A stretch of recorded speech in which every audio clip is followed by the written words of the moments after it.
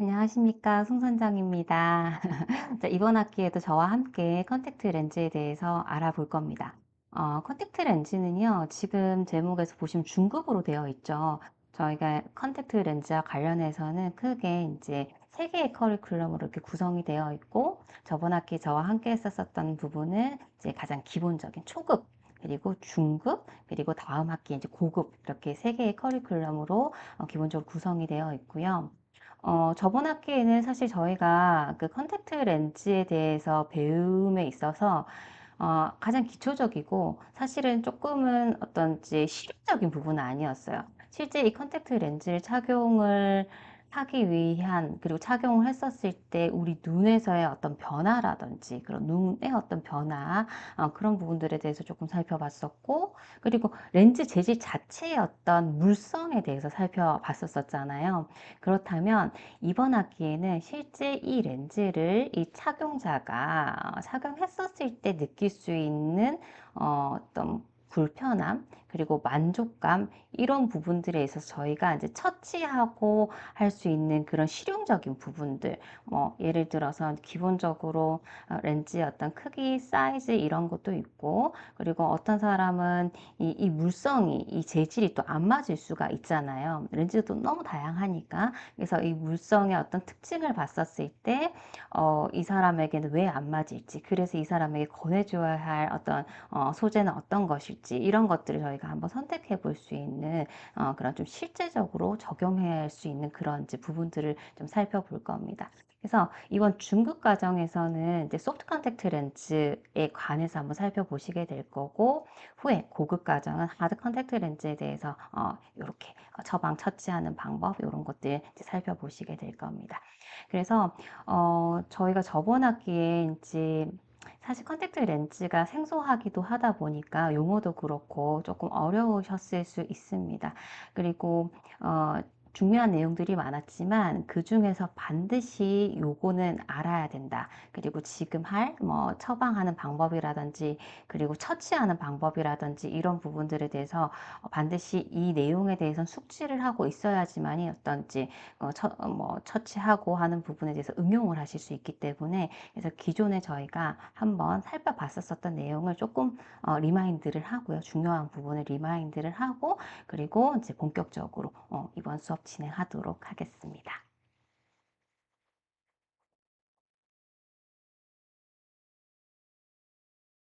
자, 그래서 첫 번째 시간으로 저희가 이제 컨택트 렌즈의 구조와 물성에 대해서 다시 한번 알아보려고 합니다.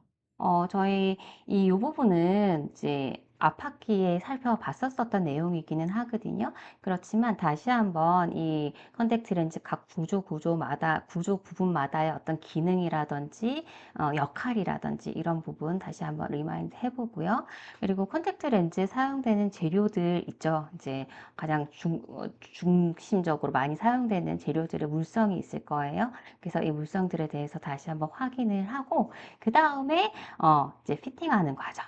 그리고 피팅에 따라서 피팅했었을 때 조금 잘 맞으면 좋지만 조금 꽉 끼는 스티프한 피팅, 그리고 조금 이렇게 느슨해가지고 움직임이 큰 플랫한 뭐 루즈한 피팅이 있잖아요. 만약에 그렇게 피팅이 됐었을 때 어떻게 조정을 해야 될지 그 부분에 대해서 후에 살펴보고, 그리고 소프트 컨택트 렌즈에 대해서 저희가 이번에는 좀 자세하게 살펴볼 텐데, 소프트 컨택트 렌즈가 장점도 있지만 단점도 있겠죠. 근데 이제 이 렌즈가 떤 환경에서 적합하게 사용이 되는지, 어떤 사람에게서는 뭐 소프트 컨택트 렌즈가 맞을 거고요. 어떤 사람에게는 이게 맞지 않아서 하드 컨택트 렌즈를 선택을 해야 되는 경우도 있을 거고, 또 뭐 컨택트 렌즈가 안 맞을 수도 있겠죠.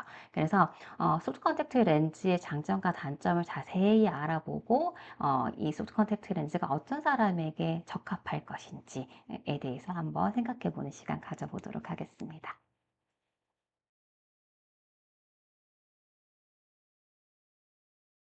컨택트 렌즈 구조에 대해서 한번 살펴보도록 할게요. 자, 이렇게 이제 떼어서 좀 각각 부분들을 살펴볼 수가 있는데, 이렇게 보니까 조금 복잡한 것 같죠? 그렇지만, 그렇게 복잡하지는 않습니다. 천천히 한번 따라와 주시면 될 것 같습니다. 자, 먼저 이제 렌즈도 보면은 굉장히 얇지만, 그쵸?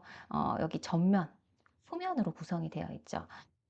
전면은 이제 외부와 접하는 부분, 그리고 후면은 이 각막과 접하는 부분이에요. 그래서 실제 각막과 접하는 부분은 피팅감에 굉장히 큰 영향을 주기 때문에 이 후면 같은 경우에는 대부분 각막의 형상을 고려해서 그 커브가 결정이 되는 것이 대부분이에요. 아닌 경우도 가끔 있습니다. 일회용 컨택트 렌즈를 제조할 때 어떤 특징 때문에.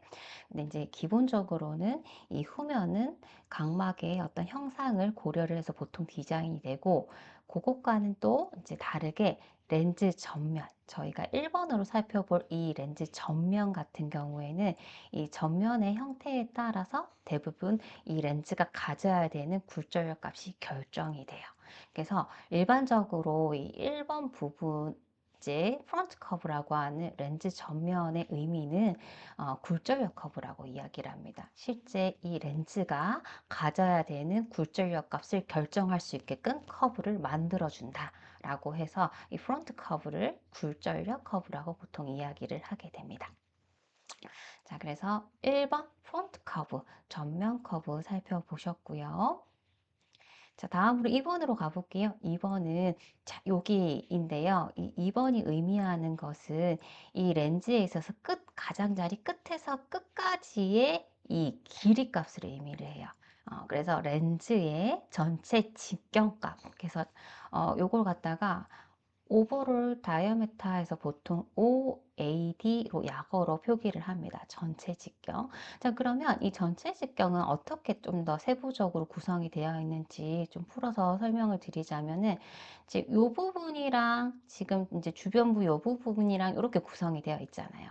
조금 이따 살펴보시겠지만 이 중간부 요 부분이 뭐냐면 옵틱 존이에요. 이제 광학부, 실제적으로 굴절력 값에 있어서 이제 중요한 부분에 해당되는 옵틱 존이거든요. 밑에 광학부 직경에 해당이 되는데, 이 옵틱 존에다가 주변부가 이렇게 따로따로 되어 있죠. 이제 주변부가 따로 되어 있는 경우도 있고 아닌 경우도 가끔 있습니다만, 만약에 따로 이렇게 주변부를 갖다가 이렇게 구성을 했다라고 하면은 주변부가 위아래, 그러니까 이게 이제 두 군데일 테니까요. 그래서 전체 직경값을 OZD, 지금 옵틱 존 다이어메타 강압부 직경 플러스 지금 PCW 돼 있는데, 이거는 프리페럴 커브 위스라고 해서 주변부 커브 폭이 이제 양쪽으로 있으니까 이 두 개를 곱한 값이 전체 직경값으로 구성이 된다라고 보시면 되겠습니다. 그래서 여기 이제 렌즈 가장자리 끝에서 끝까지는 전체 직경을 의미한다.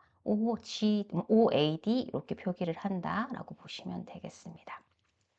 자, 그래서 보통 이제 이 렌즈 그 전체 직경 값도 보통 그 렌즈 팩에 이렇게 제시가 되어 있어요. 그래서 소프트 컨택트 렌즈 같은 경우에는 지금 제가 SCL로 표기를 한 것은 소프트 컨택트 렌즈를 이제 의미를 하는 거고요. 밑에 HCL로 표기를 한 건 하드 컨택트 렌즈를 표기를 한 겁니다.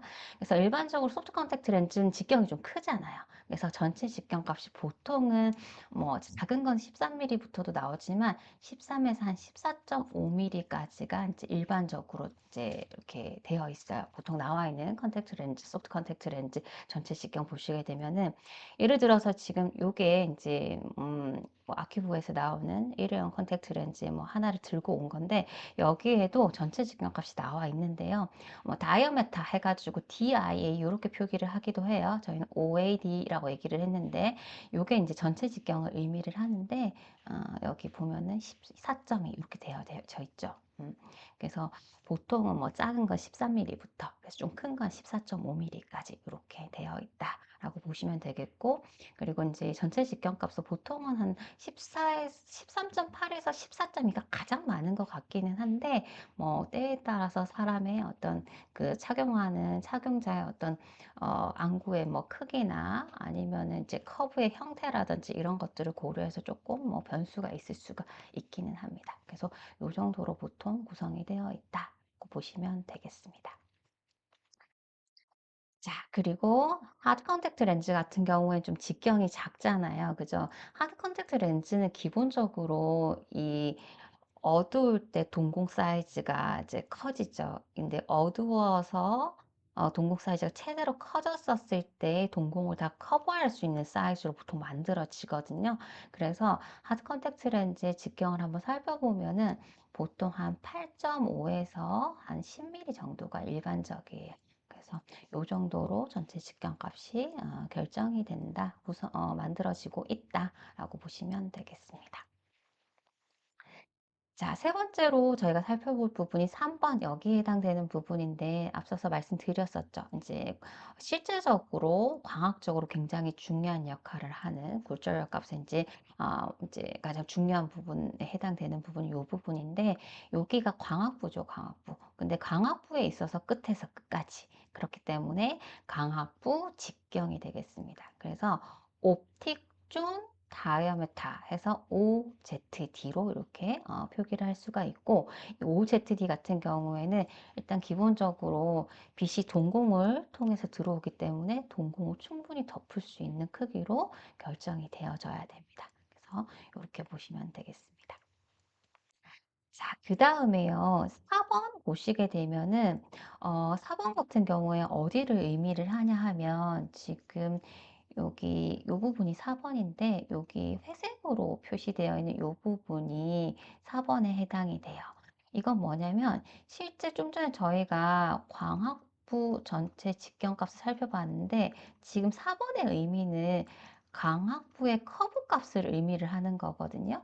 렌즈 같은 경우에는 이렇게 생겨져 있는 구에서 앞부분만 잘라서 여기를 쓰는 거다 보니까 실제 이 커브 값은 이 이제 구형에 있어서 반지름 값에 해당이 되는 거잖아요. 커브 값을 의미를 할 때는. 그래서 이 4번은 일단 광학부에 해당되는 부분이고 이 광학부에 해당되는 부분에 있어서 이 반지름값. 그래서 요걸 갖다가 기본 만곡 반경이라고 해요. 강학부에 해당되는 이 만곡도 공률값을 결정해 주는 데 있어서 반지름값. 반지름값이 짧으면 훨씬 더 휘어짐이 클 거고 반지름값이 크면 좀 원이 크게 그려지면서 조금 더 이제 만곡도가 이제 적겠죠. 조금 평평한 형태가 되겠죠. 그래서 이것은 실제 이 반지름 값이 짧으냐, 크냐, 이것의 의미는 얼마나 더 많이 휘어져 있느냐, 만곡도가 크냐. 반대로 얼마나 더 평평한 형태를 가지느냐, 만곡도가 적으냐, 휘어짐이 적으냐, 평평한 형태냐, 이걸 갖다 결정해 주는 부분이 바로 이 기본 만곡 반경이 되겠습니다. 그래서 이 기본 만곡 반경을 그래서 베이스 커브 기본 만곡 레디우스 반경해서 BCR로 표기를 하고 대부분 그냥 R은 생략을 하고 베이스 커브라고 해서 BC로 이렇게 표현을 해요. 그래서 여기 같은 경우에는 실제 이 사람의 이제 굴절력 값을 결정해주는 부분에서 이제 가장 중요한 부분이기도 하고 이 사람이 착용했었을 때 이제 각막의 중심부랑 가장 잘 맞아야 되는 부분이기도 하죠. 잘 맞아야 실제 내가 주고 싶은 굴절 교정 값을 갖다 가장 이제 효과적으로 이제 어, 이용을 할 수가 있으니까요. 그러니까 최대한 교정이 잘 될 수가 있으니까요. 그래서 이 기본 망곡 반경은 렌즈 후면, 그쵸? 렌즈 후면 광학부에 해당되는 곡선이고요. 보통 밀리미터 값으로 이렇게 이제 표기가 되어 있어요. 참고로 여기에서도 한번 살펴보시게 되면은 여기 나와 있죠. 베이스 커브에서 8.5 이렇게 되어 있죠. 8.5mm라는 얘기예요. 그 저희가 이제 실제 나중에 컨택트 렌즈 처방을 할 때 기본적으로 측정을 해야 되는 게 이제 뭐 가시홍채 직경 측정하고 그리고 각막의 곡률 반경 값을 측정을 합니다.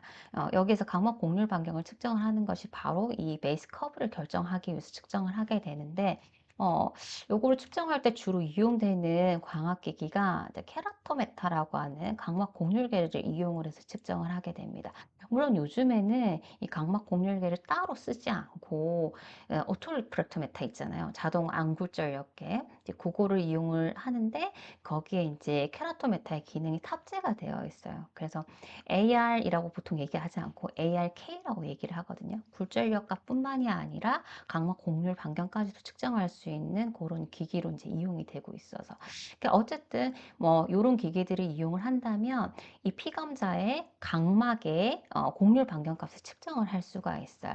그러니까 보통 각막 곡률 반경을 측정을 했었을 때 수평 방향이랑 수직 방향을 기본적으로 두 방향을 측정을 하게 되는데 이 두 방향에 있어서 곡률 반경 값을 가지고 이 베이스 커브를 결정을 하게 되는 거죠.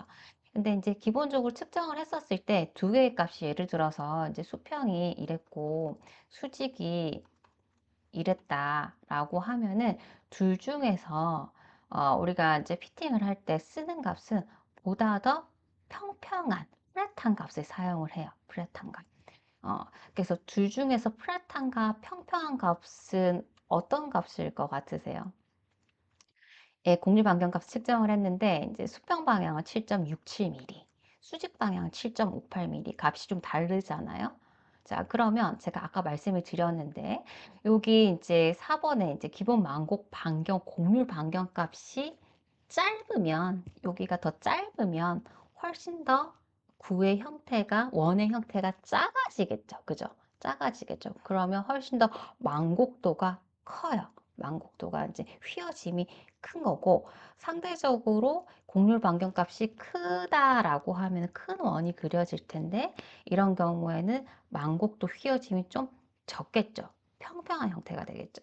그래서 우리가 수평과 수직의 곡률 반경을 측정했었을 때 둘 중에서 비교적 더 곡률 반경값이 긴 쪽을 기준으로 베이스 커브를 결정을 해줘야 돼요. 그래야지 피팅 상태가 편안한 상태로 이제 만들어집니다. 그래서 딱 보시고 지금 여기에서 보시게 되면 둘 중에서 곡률 반경값이 상대적으로 요 방향이 더 큰 것을 확인할 수가 있고요. 결국은 이게 보다 더 플랫하다, 평평하다 라고 이제 우리가 생각해 볼 수가 있고 이 값 기준으로 요 베이스 커브를 결정을 해 주셔야 된다라는 얘기입니다. 되셨죠? 다시 한번 정리를 해 볼게요. 어, 저희가 컨택트 렌즈를 결정을 할 때 이제 기본적으로 지금 제시하는 게 전체 직경하고 베이스 커브 값이에요. 그만큼 중요하기 때문에 이 값은 반드시 팩에다가 이렇게 제시를 해주는데 그 중에서 더욱더 중요한 값이 이 베이스 커브 값이에요. 기본 망곡 반경. 왜냐하면 요거에 따라서 실제 강압부에서의 굴절력 값이라든지 피팅이 가장 이제 크게 영향을 미치게 되는 부분이기 때문에 이 부분이 가장 중요한데 이 부분은 실제 우리의 각막의 곡률 반경값을 가지고 결정을 하게 되고 곡률 반경값에 있어서 둘 중에서 보다 더 플랫한, 평평한 곡률 반경값이 긴 값을 기준으로 해서 결정이 된다라고 보시면 되겠습니다. 자, 그리고요, 참고로 지금 여기에서는 이제 이렇게 밀리미터로 나타내어져 있긴 하지만 저희가 후에도 이걸 가지고 굴절력 값을 환산해 보실 수도 있으셔야 되세요. 그래서 환산하는 식을 제가 옆에 참고로 이렇게 적어 놨는데, 이 굴절력 값은 곡률 반경 값에 따라서 굴절력 값이 환산되어서 나타내질 수가 있어요. 있는데, 굴절력 값은 R분의 곡률 반경 값분의 지금 1.337호라고 하는 것은 각막의 굴절율을 의미하는 거고, 각막은 지금 공기 중에 있잖아요. 그래서 지금 공기의 굴절율 값, 이렇게 나타내고, 지금 굴절력 값을 나타내기 위해서 밀리미터를 미터로 환산해주기 위해서 지금 1000을 곱해준 거예요. 그래서 요걸 가지고 실제 굴절력 값을 한번 계산을 해보게 되면 예를 들어서 수평 방향의 굴절력 값을 계산을 해본다라고 가정을 해볼게요. 그러면 R 값에다가 수평의 곡률 반경 7.67을 넣는 거죠. 그리고 위에 1.337호 빼기 1 하면은 0.337호잖아요.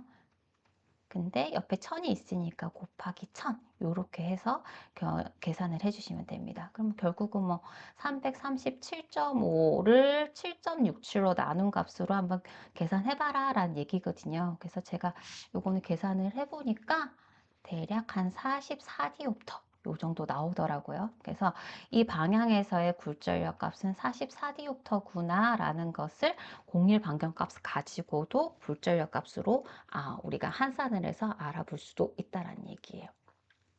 자, 그러면 옆에 있는 수직은 한번 직접 한번 해보시죠. 잠깐 이제 영상 멈추시고 한번 직접 해보세요. 요 시계 그대로 넣어서 해보시면 됩니다. 자, 제가 해보니까 요거는 45디옵터 정도 나왔어요. 45디옵터.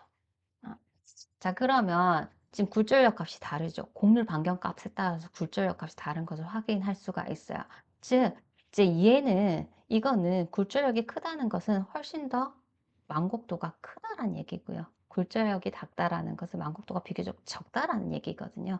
그래서 저희가 아까 곡률 반경값 가지고도 이 각막의 형태에 대해서 한번 비교를 해볼 수도 있었지만 실제적으로 굴절력 값을 계산을 해봤을 때도 이런 식으로 좀 확인을 해볼 수도 있다라는 얘기가 되겠습니다.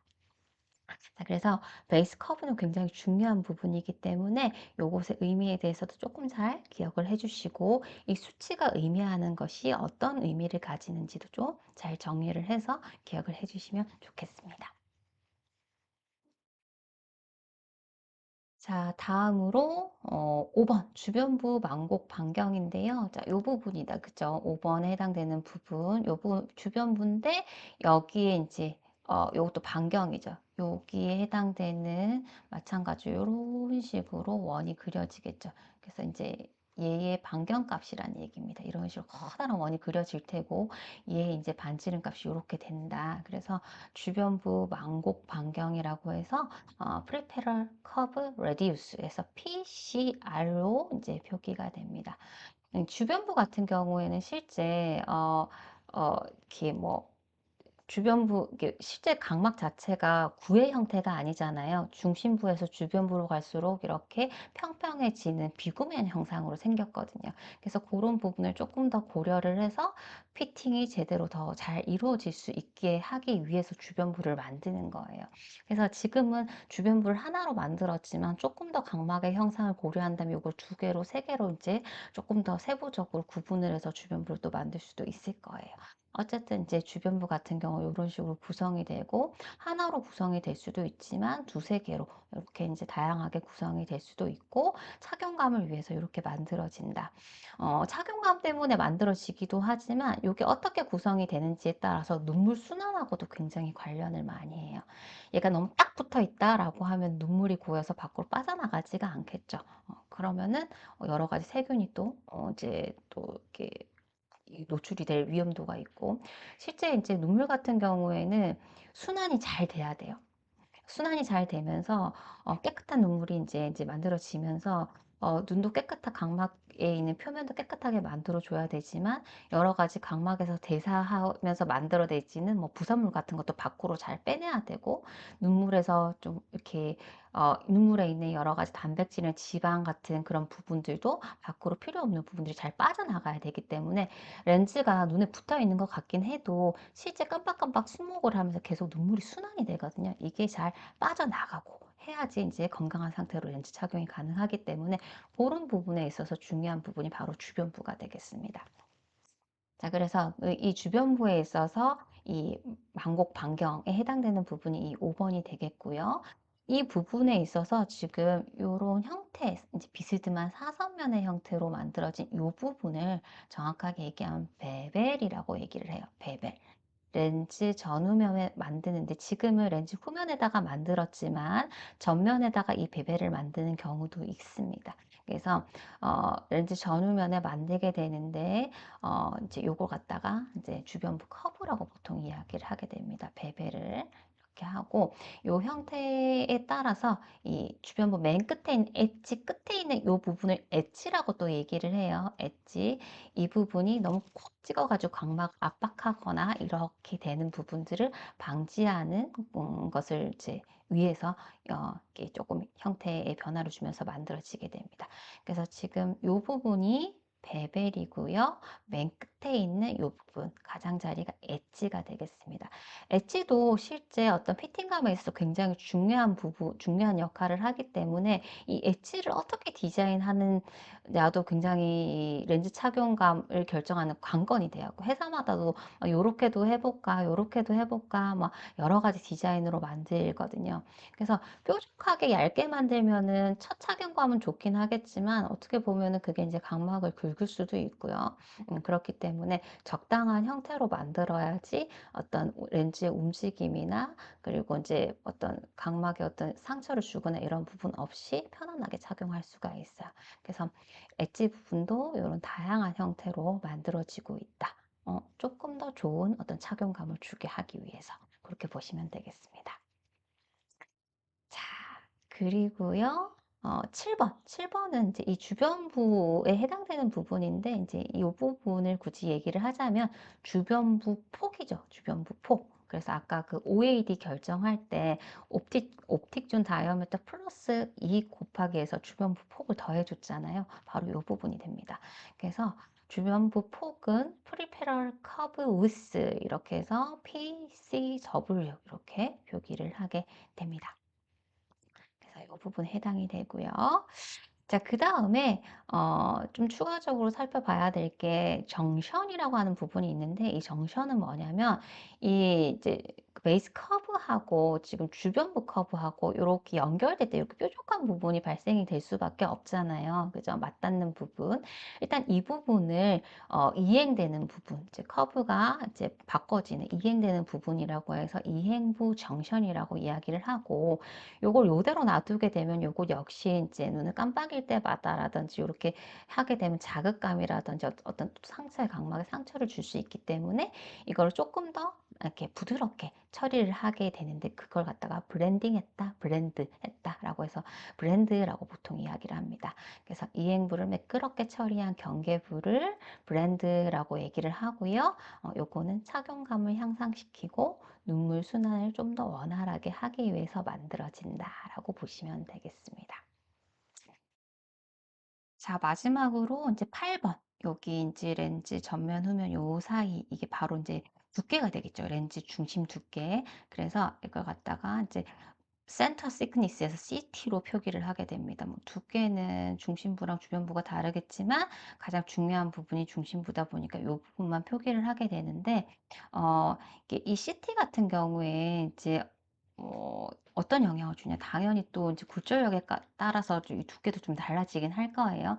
달라지긴 할 텐데 이 CT가 너무 얇으면은 물론 얇으면은 착용감은 좋아요. 착용감은 좋지만 어, 너무 딱 이렇게 붙어가지고 렌즈 움직임이 거의 없을 수도 있고 특히 도수가 낮은 경우에 얇게 될 텐데 그러면은 렌즈를 만드는 과정도 힘들고 그리고 파손의 위험도 있고 그죠 찢어질 수도 있고 이제 요런 이제 위험도가 있는 거죠. 그래서 렌즈가 너무 얇게 되는 경우라고 하는 경우는 보통 도수가 굉장히 낮은 그런 이제 렌즈가 될 텐데 이때는 실제 광학 중심부에 안정된 위치를 갖게 되긴 하겠지만 너무 얇다 보니까 렌즈의 변형이라든지 파손, 휘어짐, 각막에 탁 붙어버리는 이런 이제 문제가 발생을 할 수 있다라는 부분이고 또 이것과는 또 반대로 도수가 너무 높다. 그럼 렌즈가 두꺼워질 수밖에 없는데 두꺼운 경우에는 너무 두꺼우면 착용감이 일단 안 좋을 거야. 그리고 렌즈의 움직임도 굉장히 많이 크거든요. 형태가 잘 안 맞으니까 그죠? 그래서 잘 맞지도 않고 피팅도 별로 안 좋고 보통 깜빡거릴 때마다 무게감 때문에 아래쪽으로 이렇게 떨어지는 경향이 있어요. 실제 요렇게 피팅이 돼야 되는데 약간 이렇게 아래쪽으로 떨어지는 거죠. 그래서 약간 중심부로부터 하방 쪽으로 안정된 위치를 가지게 되는 이제 그런 형태를 띌 수가 있다라고 보시면 되겠습니다. 그래서 뭐 도수가 굉장히 낮은 경우에는 조금 두께를 일부러 더 줘서 조금 더 이제 이런 문제점들을 보완을 해줄 수도 있어요. 근데 이제 도수가 높은 경우에는 그 굴절력 값은 어느 정도 유지를 하는데 이 두께감을 갖다 조금 더 효과적으로 이제 제거하기 위한 설계가 추가적으로 이제 조금 더 필요한 거죠. 그래야지 적절하게 안정된 피팅 상태를 만들 수가 있으니까요. 그래서 이런 중심 두께도 이제 굉장히 큰 의미를 가지게 됩니다. 소프트 컨택트 렌즈 중심 두께는 보통 한 0.03에서 0.12mm 정도 되고, 하드 컨택트 렌즈 기본적으로 좀 두껍잖아요. 그래서 이제 0.1, 이제 가장 소프트 컨택트 렌즈에서 가장 이제 두꺼운 그거에서 한 3배 정도까지 두께를 가지고 있어요.